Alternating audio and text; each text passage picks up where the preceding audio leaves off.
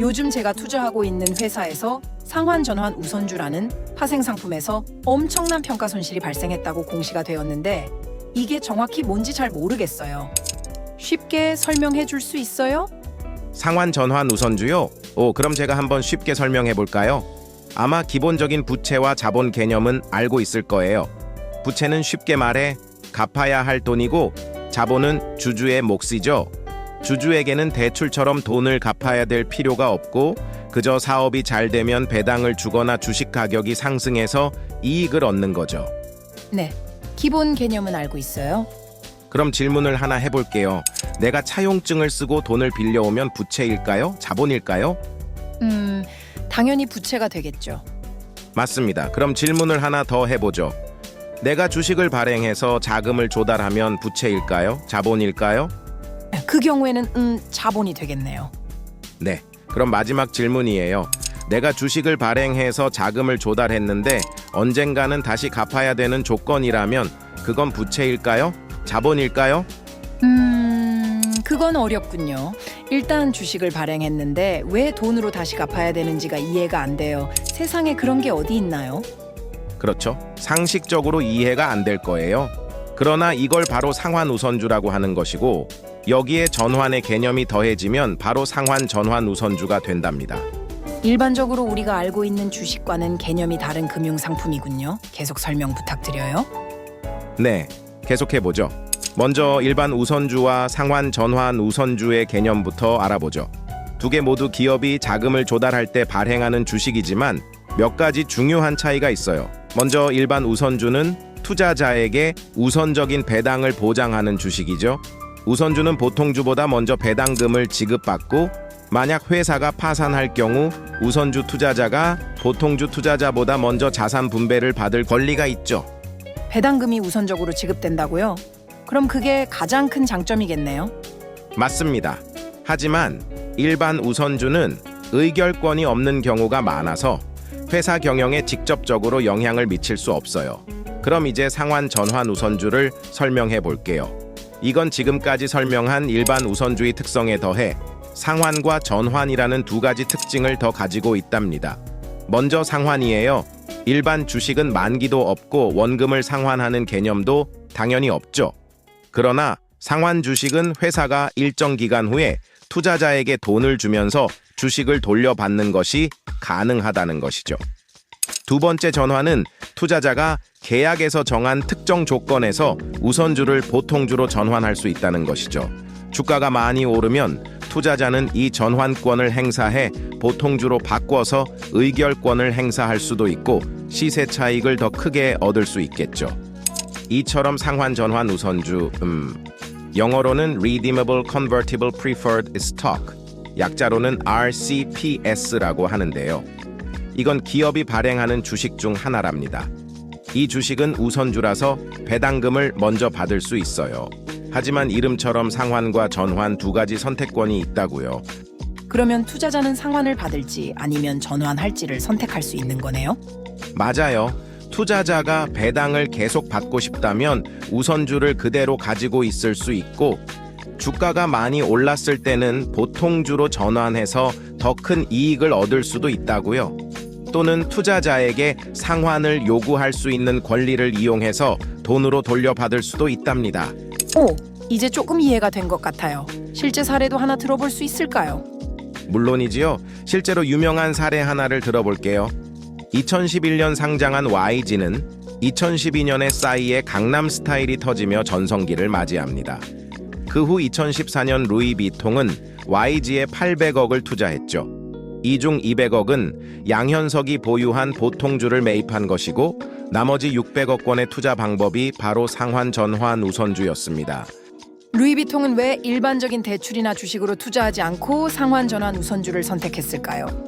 이 투자의 핵심은 루이비통이 YG의 미래 성장에 베팅을 한 거예요. 그런데 단순히 돈을 빌려주는 대출은 YG가 성장을 해도 정해진 이자를 받는 것 이외에는 장점이 없죠.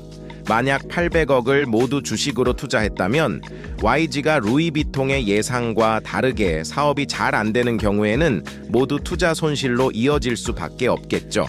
그래서 이 중 600억 원은 회사의 사업이 잘 성장하면 보통주로 전환할 수 있지만 그렇지 않은 경우에는 원리금이라도 보전할 수 있는 상환 전환 우선주로 투자한 거죠. 루이비통의 입장이 이해가 되네요. 맞습니다. 그래서 상환 전환 우선주는 기업이 자금을 유치할 때도 유리하고 투자자 입장에서도 안정성과 성장 가능성을 동시에 노릴 수 있는 매력적인 선택이죠. 그럼 회사의 입장, 그러니까 YG의 입장에서 RCPS를 발행하는 장점은 무엇일까요? 네. 현재의 실적보다 미래의 성장성을 어필하여 자금을 조달할 수 있다는 장점이 있죠. 만약 성장성이 높게 인정받는 경우 아주 낮은 배당률, 극단적으로 0%의 배당률로도 RCPS를 발행할 수 있답니다. 다만 지분율이 희석될 수 있으므로 대주주의 지분율이 낮을 때는 지배력 유지에 어려움을 겪을 수 있죠. 아, 그렇군요. 그럼 그 이후에는 어떻게 되었나요? 네.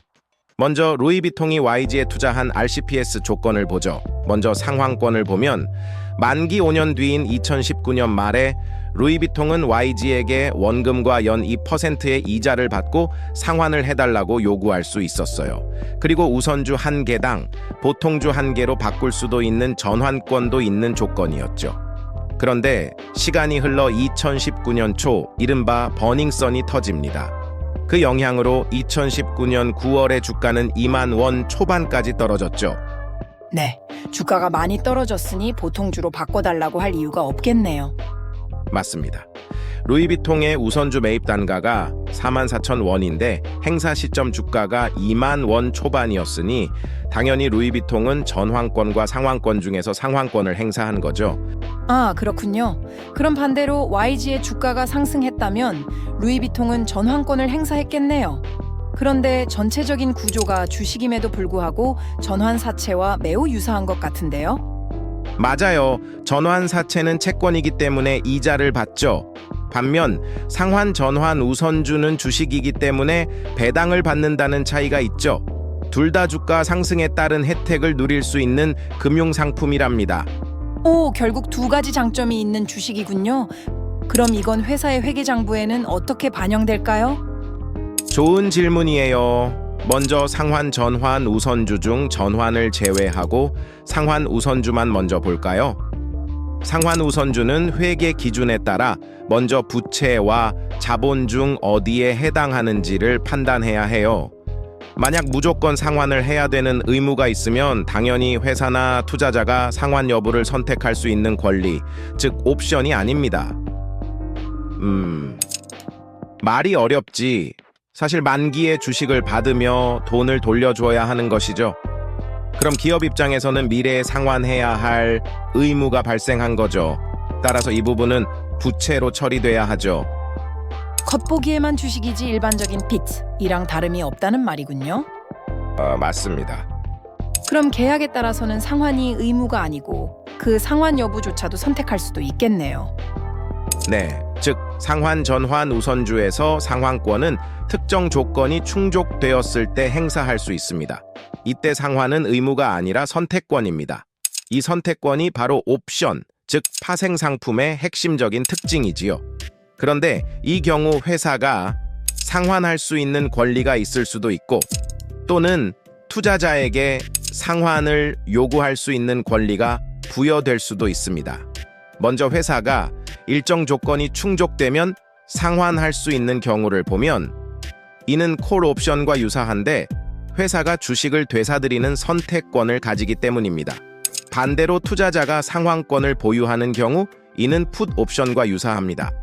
투자자는 특정 조건에서 주식을 회사에 돌려주고 현금을 회수할 수 있는 선택권을 가지기 때문이죠. 이때 상환은 사전에 정해진 의무가 아니므로 권리 보유자가 상환 여부를 결정할 수 있습니다. 이 선택적인 성격이 상환권을 옵션으로 분류하게 만드는 중요한 이유랍니다. 이렇게 이 상환권을 투자자가 보유하고 있다면 RCPS의 발행자는 현금으로 상환할 의무가 있어서 상환 우선주 부분을 부채로 처리합니다. 해당 상환 우선주의 실질을 조기 상환 조건이 존재하는 사채로 해석하기 때문이죠. 반대로 상환권을 발행자가 보유하는 경우 상환 우선주를 자본으로 분류할 수 있답니다. 상환 옵션이 있는 경우 그 발행 조건을 파악하여 상환 우선주가 부채인지 자본인지 결정해야 한다는 의미군요. 맞습니다. 네, 조금 어렵지만 이해가 됩니다. 그럼 두 번째 전환권은 어떻게 장부에 반영이 되나요? 네. 전환 옵션은 보통주로 바꿔달라고 청구할 수 있는 투자자의 권리이기 때문에 당연히 파생 상품으로 분류됩니다. 역시 그 구체적인 성격에 따라 자본 또는 부채 항목으로 처리할 수도 있는데 보통 부채로 많이 분류가 된답니다. 이렇게 전환권이 부채로 분류된 경우 그 가치는 공정가액으로 평가되고 그 가치의 변동은 손익계산서에 반영됩니다.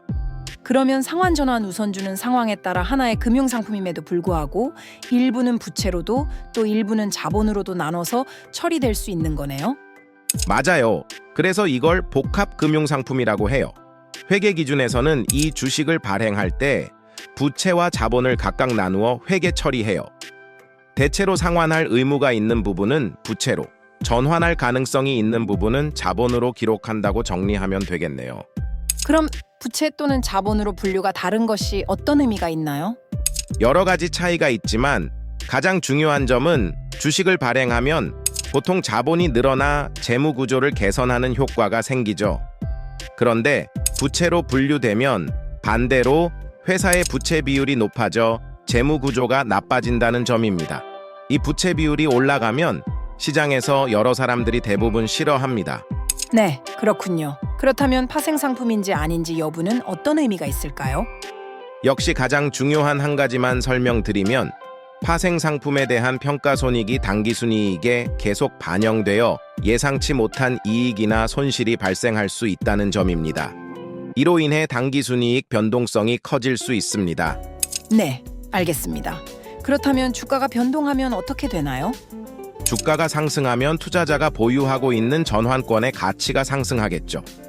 이것은 반대로 발행회사의 입장에서 보면 부채로 인식된 전환권의 공정 가치가 증가해 평가 손실이 발생할 수 있다는 의미입니다. 반대로 주가가 하락하면 평가 이익이 발생하겠죠. 이런 평가 손익은 당기 손익에 반영되는 것이죠. 조금 복잡하네요. 회사 입장에서는 주가가 올라도 평가 손실이 발생할 수 있다는 게 좀 아이러니한 것 같아요. 맞아요. 그래서 많은 기업들이 IPO를 앞두고 이런 상환 전환 우선주를 보통주로 전환하려고 노력하는 편입니다. 네, 이해가 됩니다. 그럼 첫 번째 질문을 다시 해볼게요.